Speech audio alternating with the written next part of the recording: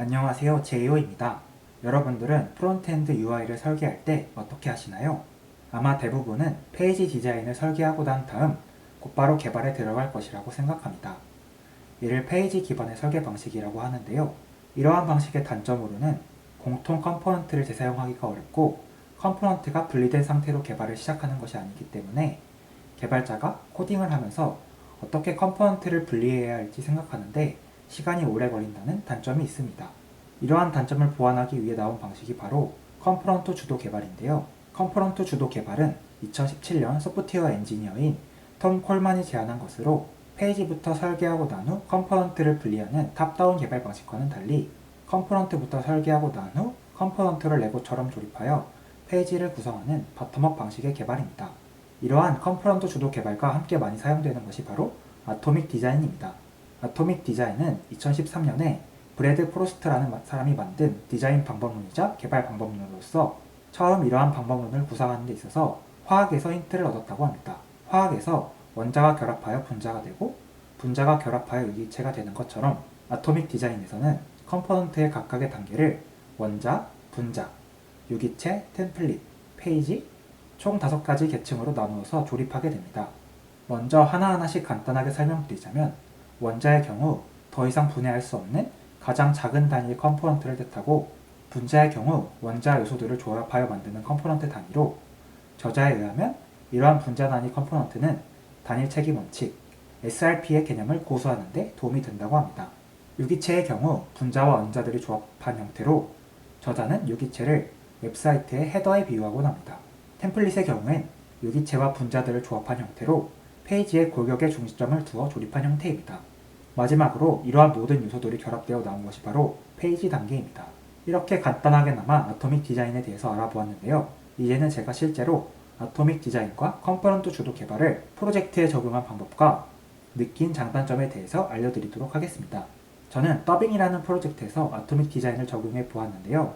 먼저 피그마의 디자인 단계부터 아톰, 모레큘러스, 오르가니즘으로 나누고 컴포넌트를 조립해 나간 다음 만들어진 컴포넌트들을 페이지로 조립하는 과정을 거쳤습니다. 그리고 피그마에서 컴포넌트를 설계한 그대로 개발을 진행할 때도 디렉토리를 아톰, 모레큘러스, 오르가니즘으로 나뉘어서 컴포넌트를 조립하고 난 후 페이지에서 만들어진 컴포넌트를 조립하는 과정을 거쳤습니다. 이렇게 프로젝트를 무사히 끝마치게 되었는데요. 먼저 느꼈던 장점은 첫 번째로 개발을 할 때 고민 없이 빠르게 개발할 수 있다입니다. 기존 개발 방식대로라면 개발자가 알아서 컴포넌트를 분리하면서 개발을 진행해야 하기 때문에 어떻게 컴포넌트를 분리할지 고민하느라 시간이 많이 소모되곤 했었는데 처음 설계부터 컴포넌트를 어떻게 개발할지 짜여져 있기 때문에 이러한 고민 때문에 소요되는 시간이 현저하게 줄어들었습니다. 두 번째 장점은 컴포넌트의 상태를 관리하기 용이하다입니다. 처음 설계부터 컴포넌트의 상태를 모두 설계하고 들어가기 때문에 상태에 따른 컴포넌트 렌더링을 확인할 때에도 조금 더 유용했다고 생각합니다. 특히 이 프로젝트의 경우 스토리북이라는 도구를 같이 활용했기 때문에 조금 더 체계적인 개발을 진행할 수 있었던 것 같습니다.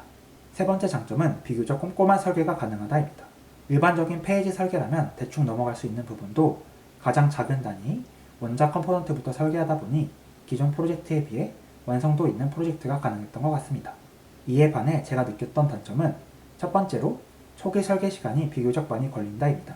이는 개발 시간이 단축되는 것과 트레이드 오프 된다고 생각하는데 모든 것을 설계하고 개발을 진행하다 보니 기존 프로젝트 설계에 비해 들이는 비용이 훨씬 더 많았던 것 같습니다.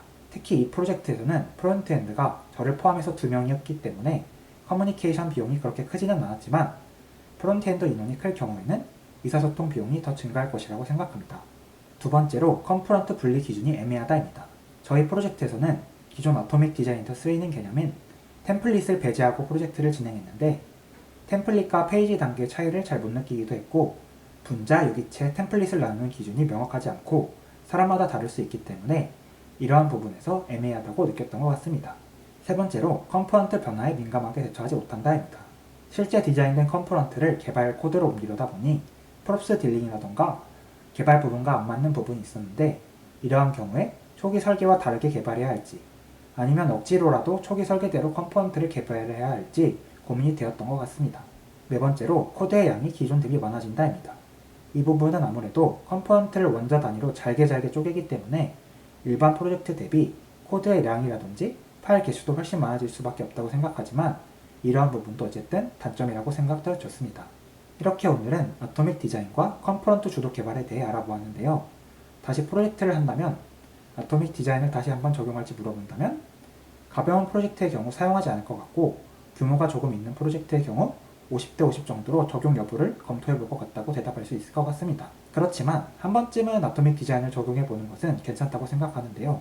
오늘 영상은 여기까지고 다음에는 더 좋은 영상으로 찾아뵙겠습니다. 좋은 하루 되세요. 감사합니다.